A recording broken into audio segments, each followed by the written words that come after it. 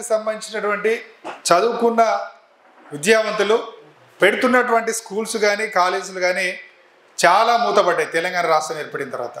ఎందుకంటే చాలా చోట్ల దాడులు కూడా చేసిరు.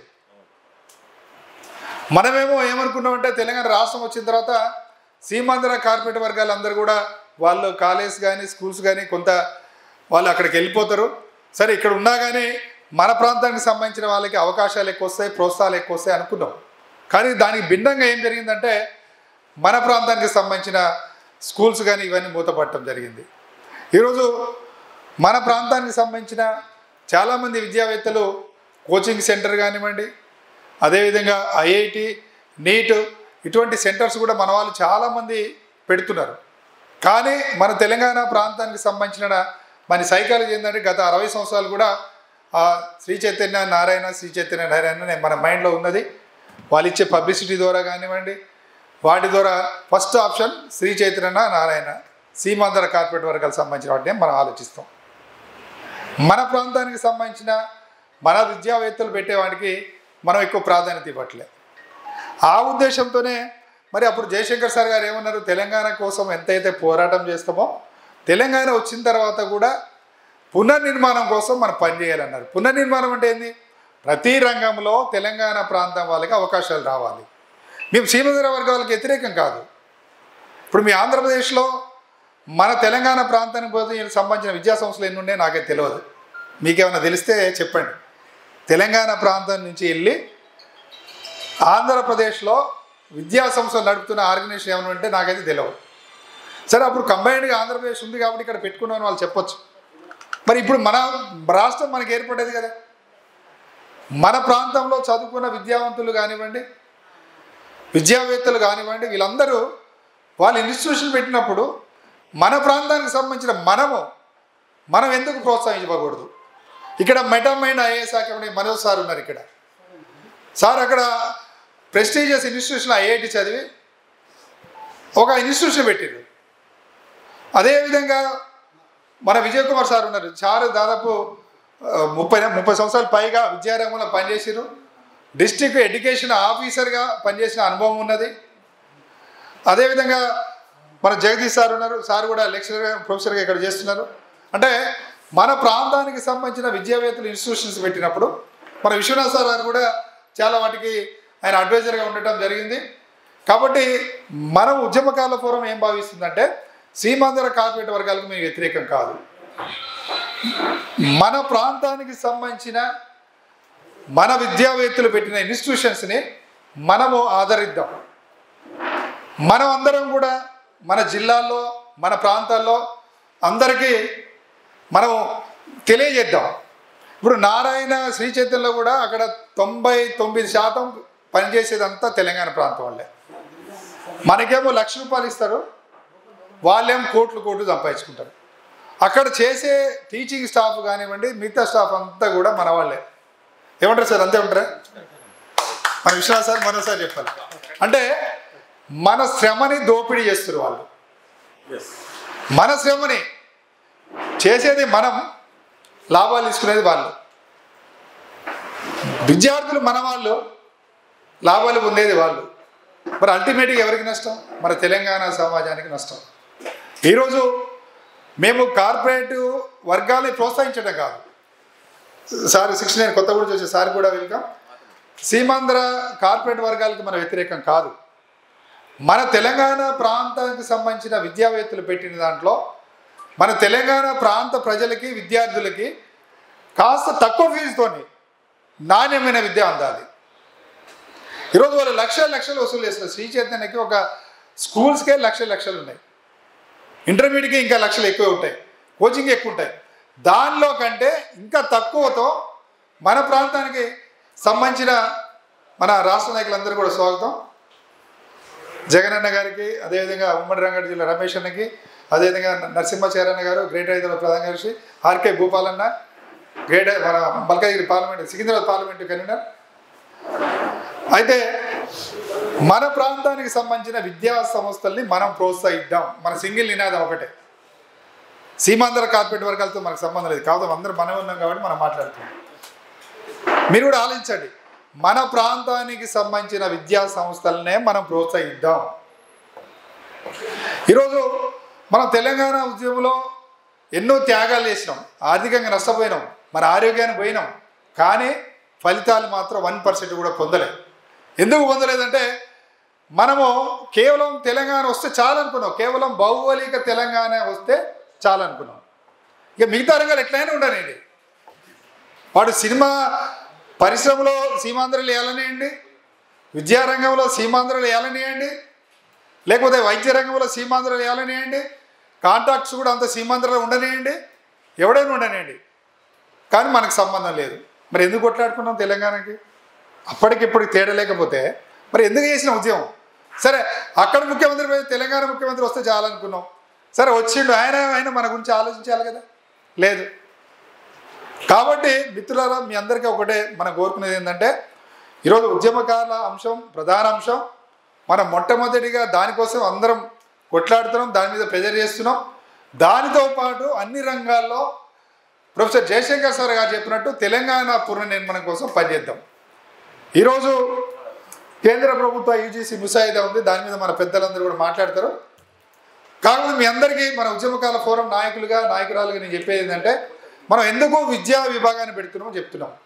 ఈరోజు మన పిల్లలందరూ కూడా చాలామంది ప్రైవేటు స్కూళ్ళల్లో కాలేజీలో చదువుతున్నారు.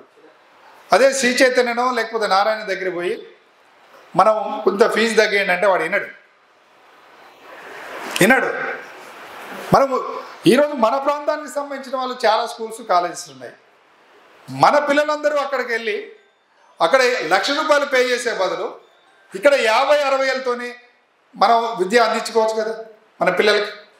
ఇప్పుడు మన ప్రాంతానికి సంబంధించిన కాలేజీని ప్రోత్సహించినట్టు ఉంటుంది, మన ప్రాంతానికి సంబంధించిన స్కూళ్ళని ప్రోత్సహించినట్టు ఉంటుంది, మన పిల్లలకు కూడా తక్కువ ఫీజుతో విద్య అందుతుంది. అవునా కదా? ఇప్పుడు అది దీనివల్ల లాభమా నష్టమా మనకి? ఇప్పుడు అదేదో కోచింగ్ సెంటర్ ఉంది, ఇప్పుడు మెటామైండ్ అని మనోజ్ గారు పెట్టారు కోచింగ్ సెంటర్. ఐఏఎస్కి కోచింగ్ ఉంది, అక్కడ నీట్ కానీ ఐఐటి కానీ ఉన్నది. మనం ఎక్కడికో వాడి దగ్గర పోయి వాడిని బతిలాడుకొని లక్షలు అక్కడ ఇచ్చే బదులు మన ప్రాంతానికి సంబంధించిన ఇన్స్టిట్యూషన్ ఉంది. మళ్ళీ ఇంకోటి కూడా చెప్తున్నా, మన ప్రాంతానికి సంబంధించిన ఇన్స్టిట్యూషన్ మాత్రం కాదు, అక్కడ ఎటువంటి నాణ్యమైన టీచింగ్ లభిస్తుందో లేదో కూడా చూస్తాం, మనం మెరిట్ ఉన్నదా లేదో కూడా చూస్తాం కదా మనం. కాబట్టి మన ప్రాంతానికి సంబంధించిన వాళ్ళని మనం ఎంకరేజ్ చేద్దాం. ఈరోజు మన దగ్గర ఖమ్మం నుంచి వచ్చారు, కొత్తగూడెం నుంచి వచ్చారు, మన హైదరాబాద్ నుంచి వచ్చారు, మన 33 జిల్లాల మన ఉద్యమకాల ఫోరం సంబంధించి ఉన్నది. కాబట్టి మన పిల్లలే ప్రతి సంవత్సరం ఒక 5,000 నుండి 10,000 మంది ఇంటరో లేకపోతే ఐఐటి కోచింగో నీట్ కోచింగో పోతారు. మరి అటువంటిప్పుడు మన పిల్లల్ని మన విద్యాసంస్థలు వేసుకోవచ్చు కదా, మనం చేద్దామా వద్దా? ఈ యొక్క నినాదాన్ని చెప్పడం కోసమే ఈరోజు విద్యా విభాగాన్ని ఏర్పాటు చేసినాం. అదేవిధంగా సరే కొంతమంది శ్రీ చైతన్య నారాయణ కూడా చదువుతున్నారు, మరి అటువంటి వాళ్ళు కూడా ఫీజు తగ్గిస్తారా లేదా అని మన వ్యక్తిగా పోయి అడిగితే వాళ్ళు ఏమి పట్టించుకోరు. మేము ఉద్యమకాల ఫోరం విద్యా విభాగం నుంచి అడుగుతున్నాం, మా పిల్లలకి మీరు ఆర్థికంగా ఫీజు తగ్గించాలి. యాక్చువల్గా ప్రభుత్వ పరంగా హాస్పిటల్స్ కానీ విద్యాలయాల్లో కానీ 25% ఉచితంగా ఇవ్వాలి. ఉన్నదా సార్ విశ్వనాథ్ సార్? మన ఎడ్యుకేషన్ కానీ హెల్త్లో కానీ ప్రైవేట్ కార్పొరేట్లు నడుపుతున్న వాళ్ళు 25% ఉచితంగా చేయాలి. వాళ్ళకి కొన్ని ఫీజులలో ఎగ్జామ్షన్ ఇస్తుంది గవర్నమెంట్. మరి వీళ్ళు చేస్తున్నారంటే చేయట్లేదు, మా హాస్పిటల్స్ ఉన్నాయి, ఎవరు చేయరు, దాని గురించి ఎవరు మాట్లాడలేరు. కాబట్టి వైద్య విభాగాన్ని కూడా త్వరలో స్టార్ట్ చేస్తున్నాం. ఎందుకంటే నిత్యమైన అవసరమైనది ఏంటంటే మనకి విద్యా వైద్యం, ఈ రెండింటి మీదనే మన 90% ఆదాయం దానికే ఖర్చు అవుద్ది. కాబట్టి ఉద్యమకారుల ఫోరం ఒకవైపు ఉద్యమకారుల ఆత్మగౌరవం కోసం సంక్షేమం కోసం పనిచేస్తూనే ఈ 2 ముఖ్యమైన విభాగాల కోసం మనం పనిచేయాలి. కాబట్టి కొంతమంది ఉద్యమకారుల కోసం మనం కొట్లాడదాం, ఈ విద్యారంగం ఎందుకు వైద్య రంగం ఎందుకంటే కొంతమందికి అపోహలు ఉన్నాయి. ఎందుకు అంటే దానికోసం నేను ఈరోజు ఇది చెప్పడం కూడా మన మెయిన్ ఎజెండా తెలంగాణ ప్రాంతానికి సంబంధించిన మన యొక్క స్కూల్ని మన కాలేజీని మనమే ప్రోత్సహించుకుందాం, మన కోచింగ్ సెంటర్ని మనమే ప్రోత్సహించుకుందాం. అది మనం కనుక గట్టిగా చేస్తే ఒక 1 year లోపు ప్రతి ఒక్క జిల్లాకి వాయిస్ వెళ్ళిపోవాలి. మనం క్లియర్గా ఐడెంటిఫై చేస్తాం. విశ్వనాథ్ సార్ గారు కూడా చెప్పినాం, మన హైదరాబాద్లో మన తెలంగాణ ప్రాంతానికి సంబంధించిన ఇన్స్టిట్యూషన్స్ ఎన్ని ఉన్నాయి, కోచింగ్ సెంటర్స్ అయితేమే, ఇంటర్మీడియట్ కాలేజ్ అయితేమే, డిగ్రీ కాలేజీలు అయితేమే ఎన్ని ఉన్నాయి మనకి, అవన్నిటిని కూడా మనం లిస్ట్ అవుట్ చేసుకొని మన 33 జిల్లాలకి మనం లిస్ట్ అవుట్ పంపిద్దాం. ఇది మనది, మన వాళ్ళకి మనం ప్రోత్సహిద్దాం అని చెప్పి చేద్దాం. తప్పకుండా 1 ఇయర్లో మంచి ఫలితాలు సాధిస్తాం.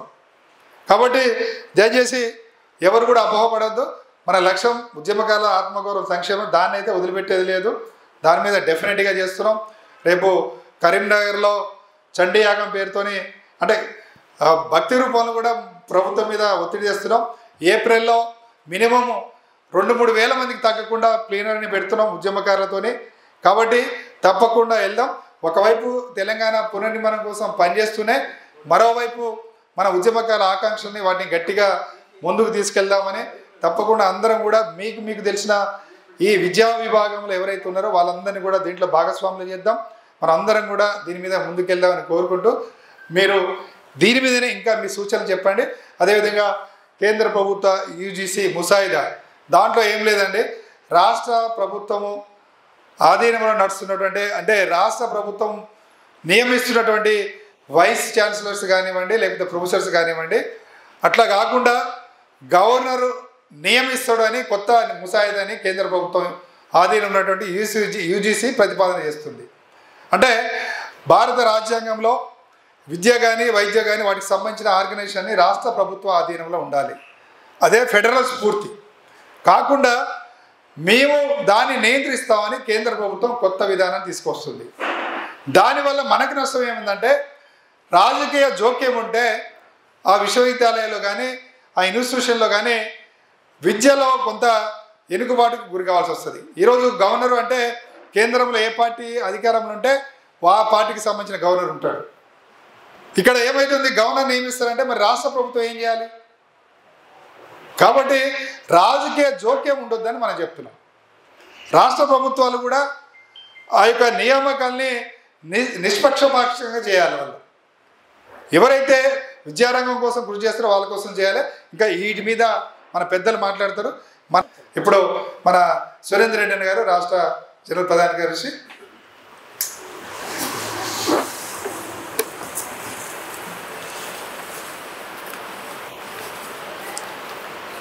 తెలంగాణ ఉద్యమకాల ఫోరం స్టేట్ కమిటీ ఆధ్వర్యంలో తెలంగాణ ఉద్యమకాల ఫోరం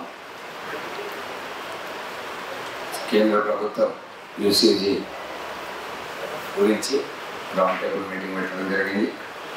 దానికి మా చైర్మన్ గారు ఇప్పటివరకు ఎక్స్ప్లెయిన్ చేయడం జరిగింది. దాన్ని ఏకీభవిస్తూ ముగిస్తాం. దయానందన్ గారు గ్రేట్ రైతు.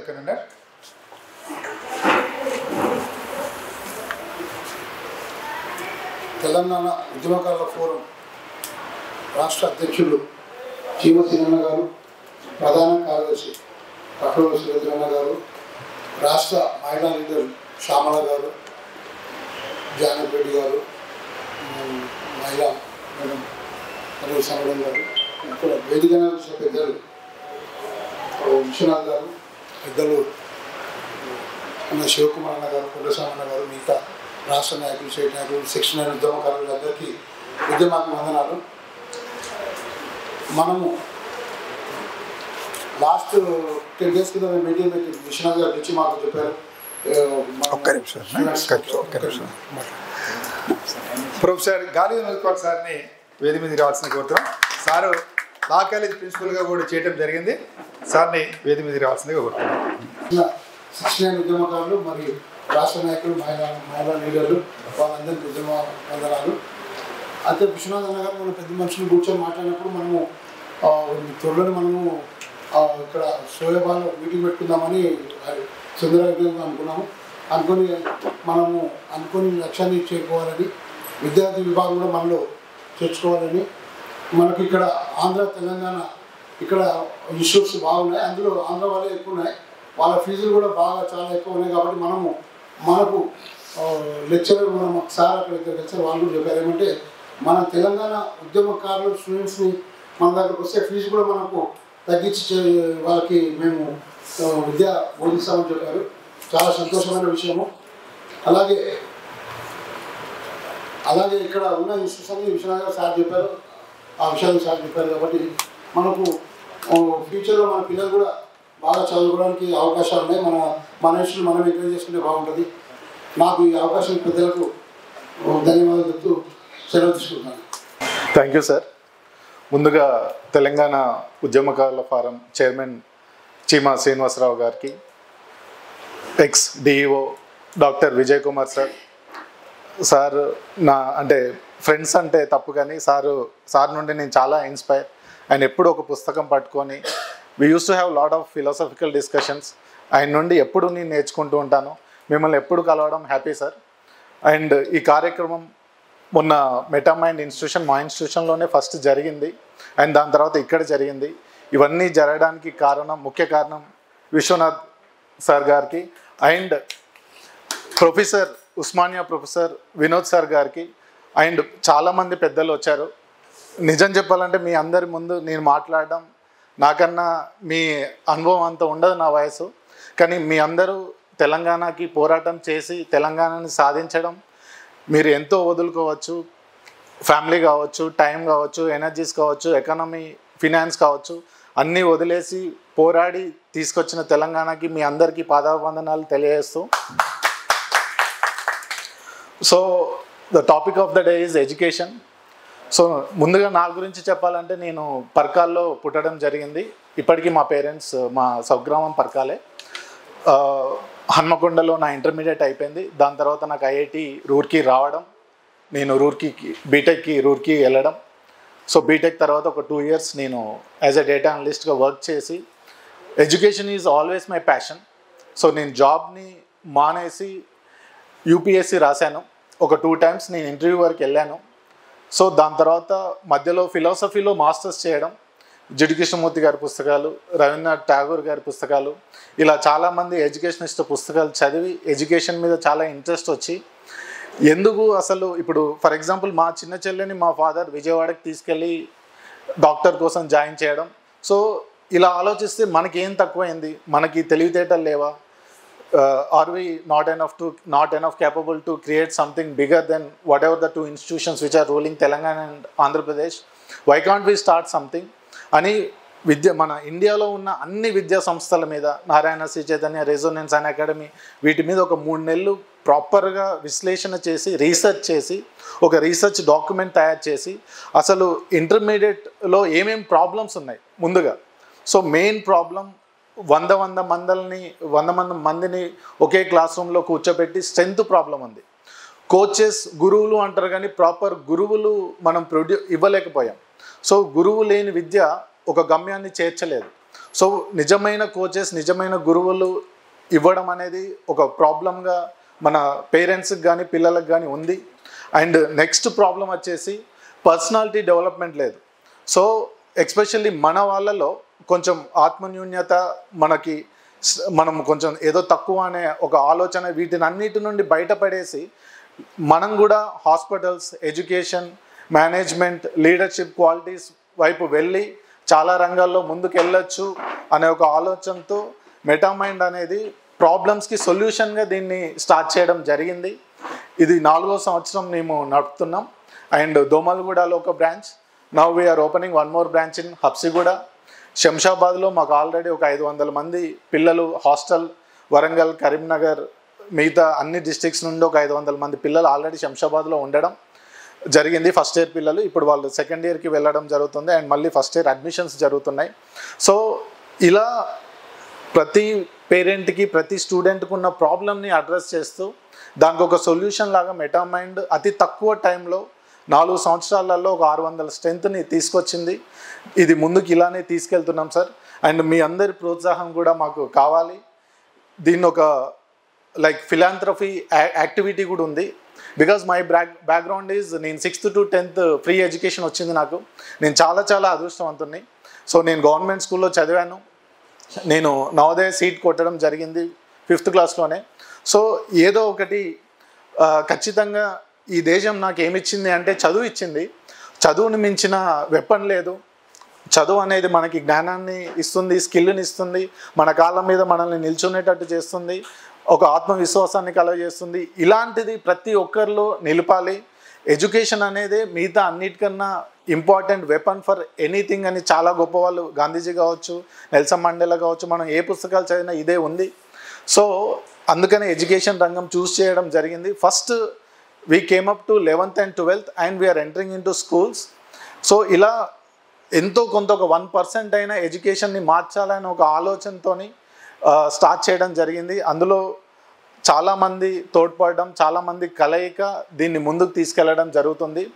అండ్ మనం తెలంగాణ తెచ్చుకున్నాం, అప్పుడున్న పోరాటం కావచ్చు, అప్పుడున్న ఎనర్జీస్ కావచ్చు, అప్పుడు మనం ఒకటి ఏం ఆబ్జెక్టివ్ అనుకొని ఇలా మనకి ఇది కావాలి, ఇది ఉండాలి, మన వాళ్ళు ముందుకు వెళ్ళాలి, అది ఏ రంగంలోనైనా, అది ఎడ్యుకేషన్ కావచ్చు, హెల్త్ కావచ్చు, మేనేజ్మెంట్ కావచ్చు, ఎనీథింగ్. సో అనుకొని స్టార్ట్ చేసాం, కానీ అది యాక్షన్లో ఉందా లేదా, అది ఎందుకు ఆగిపోయింది, ఎలా ముందుకెళ్ళాలి, ఇవన్నీ మీలాంటి పెద్దవాళ్ళు మీరు చెప్తే నేను విందాం, నేర్చుకుందాం, మీ నుండి నేను మోటివేట్ అవుదాం అని ఇక్కడికి రావడం జరిగింది మెయిన్గా. So thank you for this opportunity. Thank you everyone. వేదిక అలంకరించిన పెద్దలందరికీ నాకు పేర్లు తెలియవు, మన శ్రీనివాస్ గారు తెలుస్తూ, ముఖ్యంగా మన 33 జిల్లాలకు కన్వీనర్గా ఉండి మనందరినీ కూడగట్టుకొని మనకందరికీ అన్ని విద్యారంగంలో కానీ, వ్యవసాయంలో కానీ, విద్య తర్వాత వచ్చేసి నీటిలో, విద్యుత్తులో మనకు ఒక షేర్ ఉండాలని ఈ విద్యారంగానికి మనం అందరినీ విచ్చేసిన అందరికీ కూడా మేము పాదాభివందనం చేస్తున్నాం. ముఖ్యంగా శ్రీనివాస్ గారు ఇలాంటి సమావేశాలు ఇంకా జరిపి విద్యారంగంలో కానీ ప్రతి పారిశ్రామికవేత్తల వాళ్ళందరినీ సంప్రదించి మన తెలంగాణ సంపాదించుకున్న వాళ్ళందరిలో మనకు ఒక గుర్తింపు పొంది పర్సెంటేజ్ కొంత ఫీజులో కానీ ప్రతి దాంట్లో కొంచెం మినహాయింపు ఉండాలని చెప్పి, మనకు గుర్తింపు కార్డు ప్రత్యేకంగా ఉండాలని చెప్పేసి నేను 1969 ఉద్యమంలో మెయిన్ పాత్ర వహించడం అనేది నా పేరు కేజీఎస్ మాథ్యూస్. ఈ అక్కడ స్పాట్లో ఫైరింగ్ అయినప్పుడు ఉన్న వాళ్ళం మేము, ఏరియా, బ్రహ్మయ్య, మేమందరం స్పాట్లో జైల్లో పోయినాం, దెబ్బలు తిన్నాం, చేసినాం. ఈ ఉద్యమం ఎంతో కష్టపడితే ప్రాణత్యాగం చేస్తే వచ్చింది. ఇప్పుడు తొలి దేశంలో మన దేశంలో కలుపుకొని దీనికి మార్గదర్శిగా ఉండి మన శ్రీనివాస్ గారు నడిపించే మార్గం అందరం నడిచి ప్రతిదీ మనం సంపాదించుకుంటాం. విద్యారంగం కానీ ప్రతి దాంట్లో కానీ దీనికి సంఘీభావం తెలుపుతూ నేను విన్నవిస్తున్నాను. మీ అందరికీ నమస్కారం. అందరికీ నమస్కారం. వేదికను అలంకరించిన పెద్దలందరికీ నమస్కారం తెలియజేస్తూ, నా పేరు మల్లినారాయణ కుమార్. తెలంగాణ ఉద్యమకారుల ఫోరం రాష్ట్ర ఉపాధ్యక్షులు చిమ్మ సీనన్న మరియు ఈ విద్యా విభాగం పెట్టడం చాలా ఆనందకరం. ఈ విద్యా విభాగంలో నాకు ఒక్క చిన్న సమస్యలో నేను నా పిల్లలు చదువుకున్నప్పుడు నారాయణ కాలేజీలో విద్యా సంస్థలో నేను జాయిన్ చేసినప్పుడు ఒక 3-4 కాలేజీలు తిరిగాను. అయితే ఒకటే ఎడ్యుకేషన్ అన్ని జాగాలలో ఉంటుంది, కానీ ఫీజు మాత్రం డిఫరెంట్ యాంగిల్లో ఉంటుంది. తార్నాకల్లో నేను వెళ్ళినప్పుడు అక్కడ 45,000 అన్నాడు ఇంటర్మీడియట్. అదే సర్లే ఇంకా 45 కానీ ఇంకా తక్కువ ఉంటుంది అని చెప్పి నారాయణగూడలో ఏమైంది 85,000. అదేంది నాకు ఆశ్చర్యపోయినా, ఇదేంది అక్కడ 45 ఇక్కడ 85. సరే మళ్ళీ తిరుగుదాం ఎక్కడ అనిపోతే నల్లగుంట బ్రాంచ్కి వెళ్ళాలి, అక్కడ 120 అన్నాడు. ఇంకేమో సేఫ్ చాలా ఒకసారి కూర్చొని మీతో ఒకసారి మాట్లాడతారంటే ఒక 2 నిమిషాలు ఇస్తాను. మరి తారాకకి వెళ్ళా, నారాయణగూడకి వెళ్ళా, మీ దగ్గర డిఫరెంట్ చదువులో కూడా డిఫరెంట్ ఉండాలంటే చదువులో ఏమేమి డిఫరెంట్ ఉండదు అక్కడ. మరి ఎందుకు సార్ ఫీజులు అంటే ఇది ఏసీకి చదువు చెప్తారా కదా, విద్య మన రివర్స్ ఎక్కడ కాదు కదా. ఒకటే విద్య ఇచ్చినప్పుడు మరి ఒకటే ఫీజు ఉండాలన్నప్పుడు మీకు డిఫరెంట్ ఎవరు ఇచ్చారు, ఏ ప్రభుత్వం ఇచ్చింది అడిగి మీకు తెలియదు. ఇక్కడ ప్రొఫెసర్స్ ఉంటారు, అక్కడ నాన్ ప్రొఫెసర్స్ ఉంటారు. ఆ నాన్ ప్రొఫెసర్స్ ఎందుకు పెట్టాలి, మన విద్య సరిగ్గా లేని ఎందుకు పెట్టాలి, మీ ఫీజులు ఎందుకు తీసుకోవాలి అంటే అక్కడ ఏమో నార్మల్గా 70% 60% ఎడ్యుకేషన్ పాస్ చేస్తూ ఉంటారు. ఇక్కడనేమో 100% అని మార్కులు 95%. అంటే ఏంటి అంటే డబ్బులు ఇస్తేనే ఎడ్యుకేషన్ పెంచుతారా, లేకపోతే ఎడ్యుకేషన్ ఇవ్వరా? నేను అప్పుడే అనుకున్నాను, నేను ఈ విద్యాలయాలు అయితే ఈ సంస్థలు చాలా చేంజ్ చేయాలనుకుని డిసైడ్ అయినా. ఈరోజు మన విద్యా విభాగం పెట్టినందుకు చాలా సంతోషం. ఈ మాత్రం ఇవి మ్యాథ్స్ ఎంత ఉండాలో అంతనే పెట్టాలి. ఒక్కొక్క డిఫరెంట్ యాంగిల్గా చదువు చెప్పొద్దు. మీరు కావాలంటే గమనించండి, ఎవరైనా ఎక్కడైనా పోయినా కూడా ఇవే ఉంటాయి. నారాయణ కానీ శ్రీశక్తులు కానీ ఒక్కొక్క దగ్గర ఒక్కొక్క విధం డిఫరెంట్ ఉంటుంది. నాకు ఈ అవకాశం ఇచ్చినందుకు చాలా థ్యాంక్ యూ. మన అలీనన్న చాలా ముఖ్యమైన పాయింట్ చెప్పడం జరిగింది. ఇటువంటి వాటి కోసమే ప్రశ్నించడం కోసమే మన విద్యా విభాగం. ఇప్పుడు చాలా మందికి అవగాహన వచ్చింది అనుకుంటా. నమస్కారం. వేదికలను చూసిన ప్రజలందరికీ నమస్కారాలు. నా పేరు మొహమ్మద్ నజర్ అలీ, మొహమ్మద్ గౌస్. నేను జూబ్లీ స్టాఫ్ సపరేట్ ఎడ్యుకేషన్ విద్యా విభాగం. ఈ అవకాశం ఇచ్చినందుకు పేరు మోకే ప్రసాద్, తెలంగాణ ఉద్యమ ఫోరం రాష్ట్ర కోఆర్డినేటర్. థ్యాంక్ యూ అన్న. మన ఖమ్మం జిల్లా అధ్యక్షులు నాజరయ్య గారు. నమస్కారం. ఈ ఉద్యమకారుల రాష్ట్ర అధ్యక్షులు డాక్టర్ తేమ శ్రీనివాసరావు గారికి, ప్రొఫెసర్ గాలి వినోద్ కుమార్ గారికి, టీఓ గారికి, ముఖ్యంగా మెటామైండ్ అకాడమీ మనోజ్ కుమార్ గారికి నా యొక్క ఖమ్మం జిల్లా నుంచి ఉద్యమకారుల తరఫున నమస్కారం తెలియజేస్తాను. టైం లేదు, ఒక్క నిమిషం మాట్లాడుతున్నారు. నేను 2 నిమిషంలో ముగిస్తాను. మెటామైండ్ ఈ మనోజ్ కుమార్ గారిని ఖమ్మం కూడా చాలా మంచి జిల్లా, మంచి పట్టణం.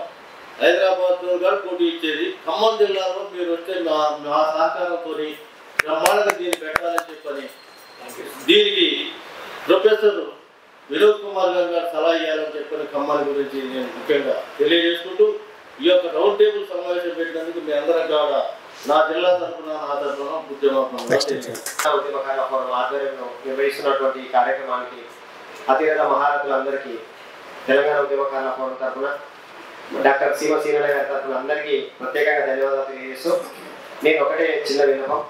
రేపు భవిష్యత్తులో ఎప్పుడైతే ఒక పేదవాడు, ఒక రైతు ఉంటే పంట పండిస్తే అది సమాజానికి అన్నం పెట్టగలుగుతుంది ఆ రైతు.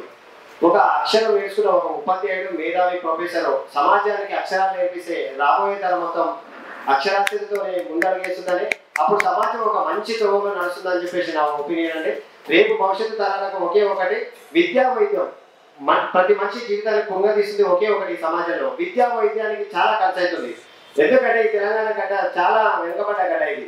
ఇక్కడ ఏంటంటే వ్యవసాయం చేసుకుంటేనే వచ్చే కొంచెం అది ఒక పంట వస్తుంది, ఒక పంట పండలేని పరిస్థితి. ఎందుకంటే దక్కన్ పీఠభూమి, మనకు నీళ్లు లేవు. అలాంటి పరిస్థితి. పిల్లలు చదువుకోవాలని ఒక కళ తల్లిదండ్రులకు చాలా ఉంటుంది. నా పిల్లలు బాగా చదువుకోవాలి, గొప్పవాళ్ళు కావాలని కళలు కంటుంటారు. ఆ కళను నెరవేరాలంటే ఈ ఫీజుల రూపంలో వాళ్ళ నడుము విరుస్తున్నారు ఈ ప్రైవేటు విద్యా సంస్థ కానీ. ఇంకొక విషయం నేనేమని చెప్తున్నా అంటే, రేపు భవిష్యత్తులో ఏ ప్రభుత్వాలు వచ్చినా ఏదొచ్చినా సమాజంలో విద్యా వైద్యం అంతా ఫ్రీ చేయాల్సిందే. ఎట్టి పరిస్థితుల్లో చేసేంత వరకు ఆ ప్రభుత్వాల మెడలు వచ్చుతూనే ఉంటామని చెప్పి తెలియజేస్తూ, తెలంగాణ ఉద్యమకారుల ఫోరం తరఫున ఈ కార్యక్రమం తీసుకున్న మా అన్న డాక్టర్ సీమ గారికి ప్రత్యేకంగా ధన్యవాదాలు తెలియజేస్తూ ముగిస్తున్నా. నేను రమేష్ కుర్మ, తెలంగాణ ఉద్యమకారుల ఫోరం, రంగారెడ్డి జిల్లా కన్వీనర్. 1969 ఉద్యమకారులందరికీ నా యొక్క నమస్కారాలు. ఈరోజు మన టఫ్ ఆధ్వర్యంలో ఎన్ని కార్యక్రమం చేసామో ఈ కార్యక్రమం చాలా ముందుకోవాలని నేను కోరుకుంటున్నాను. నా పేరు వి గోపా, ఆర్కే ఓయి క్యాంపస్. ముఖ్యంగా విద్య గురించి ఎంతో మనకు అందరూ విషయం వచ్చారు. ఇప్పుడు చాలా మిడిల్ క్లాస్ ఈ విద్యార్థులు తీసుకుని అందరూ కట్టుబడి వాళ్ళకి సహాయం చేస్తూ వాళ్ళని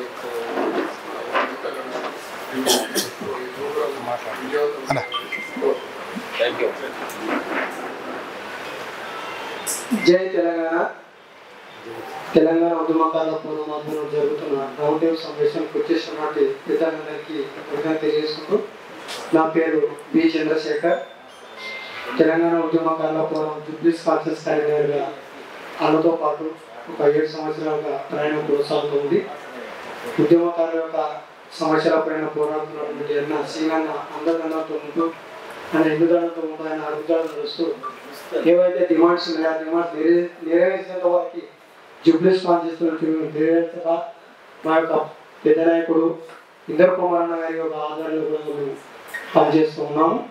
ఇంకా ఏ కార్యక్రమం కూడా ఇచ్చిన పోరానికి మేము కట్టుబడుతామని తెలియజేస్తున్నాం.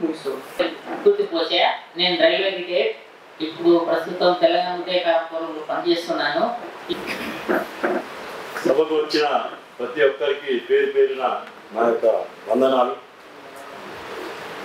విద్య అంటే అది చాలా ప్రాముఖ్యమైన అధ్యాయం. ప్రతి తల్లిదండ్రులు విద్య నేర్పించాలి. తను చదవకున్న తన పిల్లల్ని ఒక మంచి స్థాయిలో పెట్టాలని, వారి గురించి శ్రమపడి వారి జీవితాలనే నిలబెట్టాలని ప్రతి తండ్రి తల్లి ఆలోచన. కాబట్టి విద్యకు చాలా విలువ ఉంది ఈ ప్రపంచ లోక భూమండలంలో. ఎక్కడైనా కానీ చదువుకున్న వారికే రెస్పెక్ట్, వాల్యూ, సీటు ప్రతిదీ కూడా చదువు మీదనే ఆధారపడి ఉంది. ఏ ఆస్తులు, అంతస్తులు, మిద్దెలు, మేడలు, బంగారాలు, వెండి బంగారాలు ఏవీ రావు.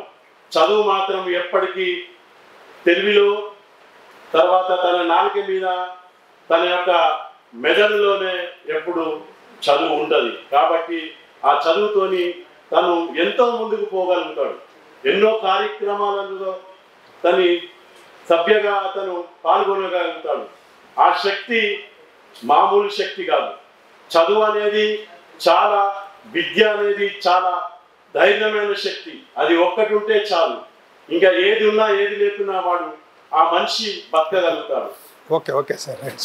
సార్, మా యొక్క డాక్టర్ చీమ శ్రీనివాస్ గారు ఆధ్వర్యంలో ఈ అవకాశాన్ని నాకు ఇచ్చినందుకు వేదిక మీద ఉన్న ప్రతి ఒక్కరికి మా యొక్క వందనాలు. నమస్కారం. యూజీసీ ముసాయిదా గురించి మా సార్ చైర్మన్ గారు చెప్పడం జరిగింది. విద్యారంగం గురించి కూడా మనము చర్చించాలి. విద్యారంగం కూడా చాలా గొప్పది అని ప్రతి ఒక్కరికి, శిక్షణ ఉద్యమకారులకు, రాష్ట్ర నాయకులకు ప్రతి ఒక్కరి పేరు పేరున నమస్కారం తెలియజేస్తూ, విద్యారంగానికి సంబంధించినటువంటి వినోద్ కుమార్ గారు మరియు తదితరులు ప్రతి ఒక్కరికి మేము ఆహ్వానిస్తున్నాం. ఎందుకంటే మా చైర్మన్ గారు ప్రతి ఒక్కటి నిన్న మొన్న మేము కళా విభాగం వాళ్ళు కూడా మాలో చేరడం జరిగింది.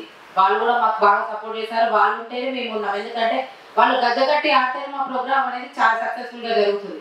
వాళ్ళు ఆడకుండా మాది కూడా బోర్ కొడుతుంది. అందుకే వాళ్ళు కూడా మాతో పాటు చేరడం జరిగింది. చాలా హ్యాపీ. వాళ్ళతో పాటు ఇప్పుడు మీరు కూడా ముందుకు వచ్చి మాతో కలవడం మాకు చాలా సంతోషకరంగా ఉంది. ఎందుకంటే ఈరోజు విద్యారంగం అనేది చాలా గొప్పది.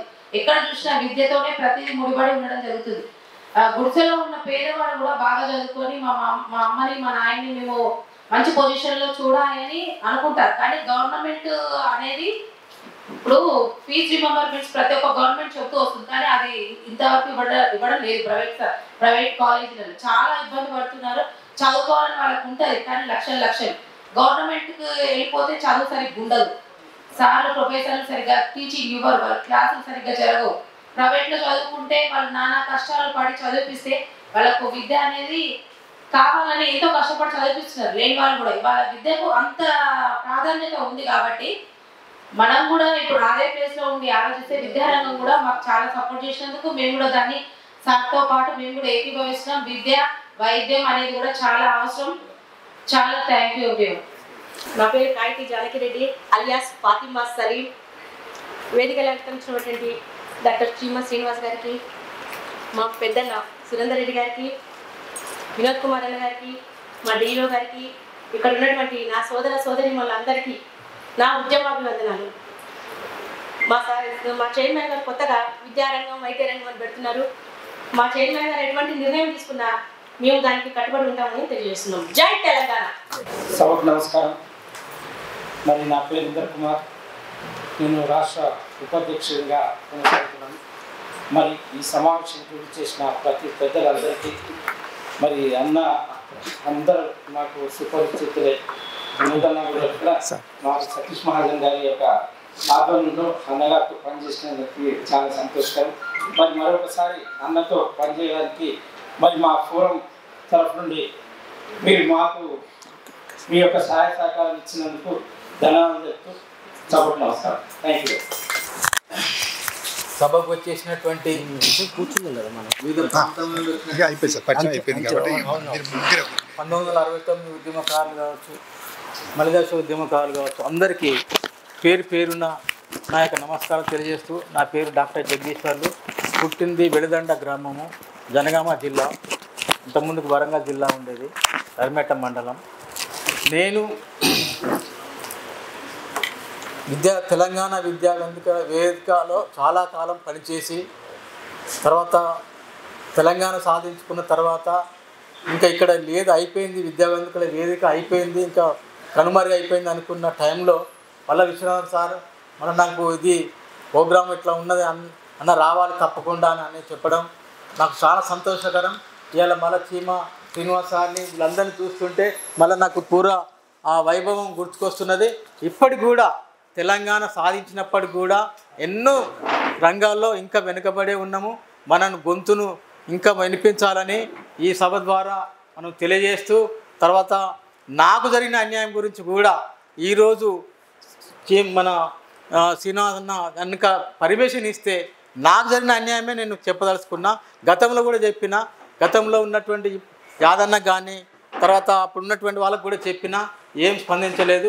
నేను కూడా తెలంగాణ మన వంటవారి కోదండరామ్ తోటి అన్ని కార్యక్రమంలో పాల్గొన్నా. అయినా కూడా నాకు జరిగిన అన్యాయమే పెద్ద అన్యాయము. దాని మీద కూడా మళ్ళీ సీనన్న తప్పకుండా కోదండరామ్ సార్ గురించి చెప్పాలని, నాకు హార్ట్ ప్రాబ్లము ఆపరేషన్ అయింది, ఒక కన్ను కనబడదు, పరిస్థితి ఇంకా 3 years అయితే రిటైర్మెంటు, ఇంతవరకు పర్మనెంట్ లేదు, పిల్లలు పెద్దగా అయినరు, వాళ్ళ పెళ్ళిళ్ళ దగ్గరికి వస్తున్నాయి, చదువులకు ఖర్చు పెడుతున్నా, చాలా కష్టపడుతున్నా. నేను వేరే యూనివర్సిటీలో PhD గైడ్షిప్ ఉన్నది నాకు. తర్వాత ఇగ్నోలో కౌన్సిలర్ పనిచేస్తున్నా, వేరే యూనివర్సిటీలో కూడా నేను కౌన్సిలర్గా పనిచేస్తున్నా. అయినప్పటికీ కూడా నా స్టూడెంట్స్ అసిస్టెంట్ ప్రొఫెసర్స్ అయినరు, అసోసియేట్ ప్రొఫెసర్స్ అయినరు. కానీ నాకు జరిగిన అన్యాయం గురించి రీసెంట్గా ప్రొఫెసర్ కోదండరామ్ సార్ గెలవడం జరిగింది. ఆయన చెప్పిన కోర్టు కూడా, హైకోర్టు కూడా నా ఫేవర్లో జడ్జిమెంట్ ఇచ్చింది. అయినప్పటికీ కూడా తెలంగాణ అనే యూనివర్సిటీలో, తెలంగాణ అనే రాష్ట్రంలో తెలంగాణోడు చేసిన అన్యాయము, ఒక తెలంగాణోడు చేసిన అన్యాయం నా యొక్క సమస్య. దాని మీద శ్రీనివాస్ అన్న తప్పకుండా నా కోరికను నెరవేరిస్తే, ఆయన చెప్పిన ప్రకారంగా ఈ ఉద్యమంలో ఇంకా పెద్ద పెద్దలు చెప్తా ఉన్నారు, 69లో నేను ఇలా పాల్గొన్నా అలా పాల్గొన్నా అంటున్నారు. వాళ్ళందరినీ ఒక పుస్తక రూపంలో అందరికీ గుర్తుకుండే, తరతరాలకు వాళ్ళకు కూడా ఏ ఉద్యమం ఎలా ఉండే, ఎవరెవరు పార్టిసిపేట్ అయ్యారు, ఎంతమంది చేసిండ్రు అనే దాని మీద కూడా సమగ్రమైనటువంటి ఒక పుస్తక రూపంలో కూడా వెలువడితే బాగుంటుందని నాకు కోరుకుంటూ, తర్వాత అలాంటి అవకాశము కనుక సీనన్న ఇస్తే నేనే అది చేపడతా. ఆయన ఎలాంటి అసైన్మెంట్ ఇచ్చినా, ఏ ప్రోగ్రామ్కి అయినా కానీ ఇక్కడ నుండి తప్పకుండా నేను అటెండ్ అవుతానని నేను తెలియజేసుకుంటూ, ఈ అవకాశం ఇచ్చినటువంటి మీ అందరికీ కూడా పేరు పేరున ధన్యవాదాలు తెలుసు. నమస్తే. సామాజిక ఉద్యమం అయితే తెలంగాణ ఉద్యమంలో ముఖ్యభూమి ఘోషించి లా కాలేజీకి ప్రిన్సిపల్గా చేసి ఈరోజు తెలంగాణలో సామాజిక న్యాయం కోసం పనిచేసిన ప్రొఫెసర్ గాలి గారిని మాట్లాడుతుంది. ఇట్లాగా ముఖ్యంగా మన సీనన్న తెలంగాణ ఉద్యమంలో చాలా కీలకంగా పనిచేశాడు. వారికి ధన్యవాదాలు. అందరికీ కూడా తెలంగాణ ఉద్యమ అభినందనలు. అలాగే జై భీమ్. ఇవాళ తెలంగాణ ఎందుకోసం, ఎవరి కోసం వచ్చింది అనేది కీలకమైన ప్రశ్న. ఇవాళ మన టాపిక్ అయితే యూజీసీ మీద ఉంది. యూజీసీ ముసాయిదా, దాని మీద నేను మాట్లాడకే ముందు మన తెలంగాణలో అసలు ఏం జరుగుతుందో ఒకసారి కూడా మాట్లాడదాం. నేను భౌగోళిక తెలంగాణ ఏర్పడితే బతుకులు మారాయని చెప్పేసి నేను మొదటి నుండి కూడా చెప్పుకుంటూ వస్తున్నా. ఈరోజు కూడా చెప్తున్నా. ఆంధ్ర దొరల పరిపాలనపై తెలంగాణ దొరల పరిపాలన మాత్రమే వచ్చింది. ఇప్పుడు ఇంతకుముందు బ్రిటిష్ దొరల పరిపాలనపై భారతదేశ దొరల పరిపాలన వచ్చింది. అంటే వాళ్ళు కేవలం తన పవర్ షేరింగ్ని మాత్రమే మార్చుకున్నారు. వాళ్ళు పవరు ఒక దొర నుండి ఇంకో దొరకు మారింది, అంతేగాని ప్రజలకు రాలే. అధికారం ప్రజలకు రావాలి. అధికారం ప్రజలకు రావాలంటే భారత రాజ్యాంగం అమలు కావాలి. అధికారము ప్రజలకు రావాలంటే రాజ్యాంగము అమలు కావాలి.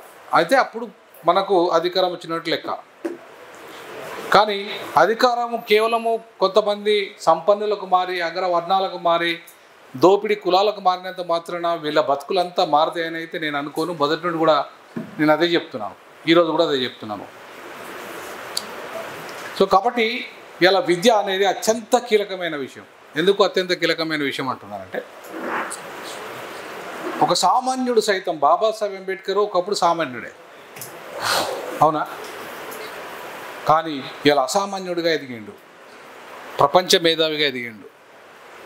గాంధీ కూడా ఒకప్పుడు సామాన్యుడే, కానీ భారతదేశ స్వతంత్ర ఉద్యమంలో అత్యంత కీలక భూమిక పోషించాడు. ఆయన కూడా విద్య ద్వారానే వచ్చింది. అంటే ఇవాళ మొత్తం ఈ ప్రపంచాన్ని, ఈ దేశాన్ని నడిపిస్తున్నదంతా విద్యావంతులే. నడిపించి ఉద్యమాలు కూడా నడిపించింది విద్యావంతులే. ముఖ్యంగా దాంట్లో అందరూ న్యాయవాదులు ఎక్కువగా ఉంటారు. ప్రధానంగా వాళ్ళంతా న్యాయవాదులుగా ఉన్నారు.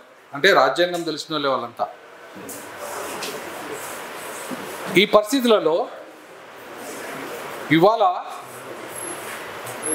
మనము ఈ రాజ్యాంగము విద్య అంత ప్రాముఖ్యత ఇచ్చింది, ఫండమెంటల్ రైట్గా ఒక ప్రాథమిక హక్కుగా ఇచ్చింది.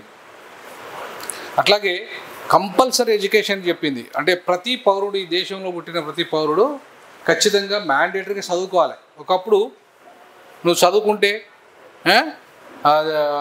ఏదో వేదం వింటే చెవులల్లా సీసం పోసినరు, చదువుకుంటే కళ్ళు కాల్చి వచ్చిండ్రు, ఇవన్నీ ఉండేవి ఒకప్పుడు. ఎప్పుడైతే భారత రాజ్యాంగం అమలైందో ప్రతి పౌరుడు కూడా ఆయన మతం మీద అయినా, కులం మీద అయినా, ప్రాంతం మీద అయినా, భాష ఏదైనా, మహిళ అయినా, పురుషుడైనా చదువుకునే హక్కు కల్పించింది భారత రాజ్యాంగం. మరి కల్పించిన ఈ హక్కు ఉచితంగా కల్పించాలి. యాక్చువల్గా ఏంది రాజ్యాంగంలో రాసుకుంది ఏంటంటే కంపల్సరీ మ్యాండేటరీ ఉచిత విద్య, స్టాండర్డ్ విద్య, ఉచిత విద్య. ఇవాళ ఈ కార్పొరేట్ స్కూల్స్, ఈ ఇంటర్నేషనల్ స్కూల్స్, ఇట్లాంటి స్కూల్స్ లేదా మున్సిపల్ స్కూల్స్, గవర్నమెంట్ స్కూల్స్, లేకపోతే ఎస్సీ కాలనీలో schools, social welfare residential schools, BC welfare schools, ఇట్లా కాదు, కామన్ స్కూల్ సిస్టమ్. ఒక విద్యార్థి బయటకు వచ్చిందంటే ఆయన అమెరికా అంటే మన దేశ అధ్యక్షుడు ఒక బిడ్డ అయినా, ఒక రిక్షా కార్మికుని బిడ్డ అయినా, కొడుకైనా ఒకటే స్కూల్లో చదవాలి. వీళ్ళ అమెరికాలో అంత పెద్ద పెట్టుబడిదారు దేశమైనా సరే ఆ దేశాధ్యక్షుని పిల్లలు కూడా, ఒక సామాన్యుని పిల్లలు కూడా ఒకటే స్కూల్లో చదువుతారు. అక్కడ కేరళ చివరికి అక్కడ దాకా ఎందుకు, కేరళ పోండి. కేరళలో గవర్నమెంట్ స్కూల్లో సీట్ దొరకాలంటే ఒక సంవత్సరాలు పెద్ద లైన్ ఉంటుంది, క్యూ ఉంటుంది. ఒక 2 years అయితే తప్ప కేరళలో సీట్ దొరకదు గవర్నమెంట్ స్కూల్లో. ఇక్కడేమో మనం ప్రైవేట్ స్కూళ్ళ గురించి, అడ్మిషన్ల గురించి వాళ్ళని పట్టుకుని వీళ్ళని పట్టుకుని తిరుగుతూ ఉంటాం కదా. కానీ కేరళ మాత్రం మన దేశంలో ఉంది. అది కూడా మన దేశంలోనే ఉంది. అక్కడ గవర్నమెంట్ స్కూల్లో సీట్ రావాలంటే ఒక సంవత్సరం అంతా ముందు లైన్లో ఉండాలి, మీరు రిజిస్టర్డ్ అయి ఉండాలి. ఉంటే 1 yearలో ఒకవేళ నెక్స్ట్ ఇయర్ వరకు సీట్ దొరికితే దొరకచ్చు. అట్లా ఆ రకంగా గవర్నమెంట్ స్కూల్స్లో డిమాండ్ ఉంది కేరళలో. ఎందుకుంది, ఇక్కడ ఎందుకు లేదు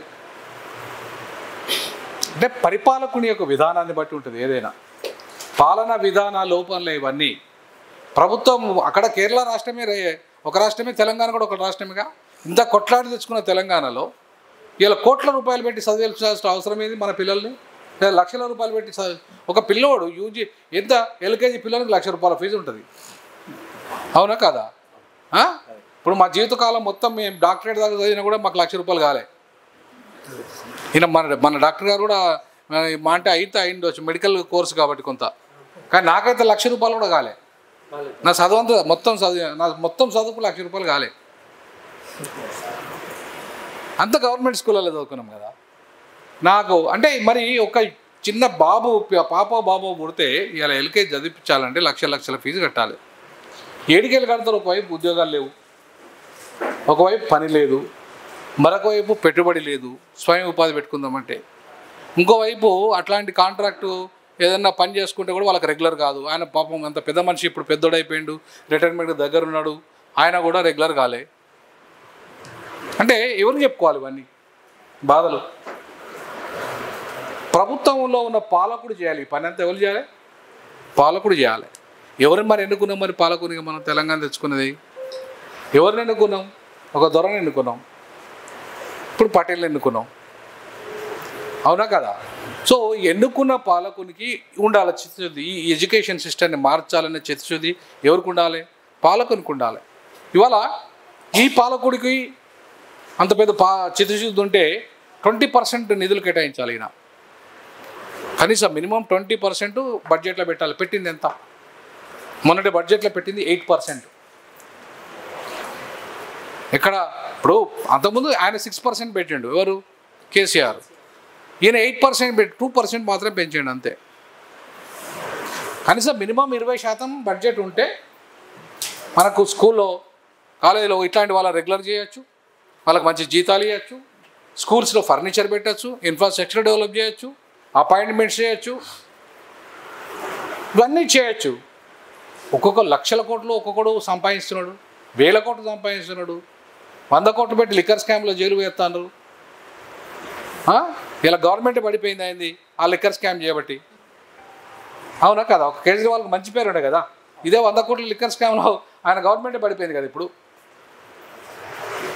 సో ఇట్లాంటి వాటికి ఇవాళ మంచి స్కూల్ అసలు యాక్చువల్గా కేజ్రీవాల్ ఆయన నేను ఢిల్లీ వెళ్ళి చూశాను, మంచి ఎడ్యుకేషన్ గవర్నమెంట్ స్కూల్స్ను డెవలప్ చేశాడు ఆయన. అక్కడ మంచి కార్పొరేట్ హాస్పిటల్స్ పెట్టాడు అక్కడ ఆయన.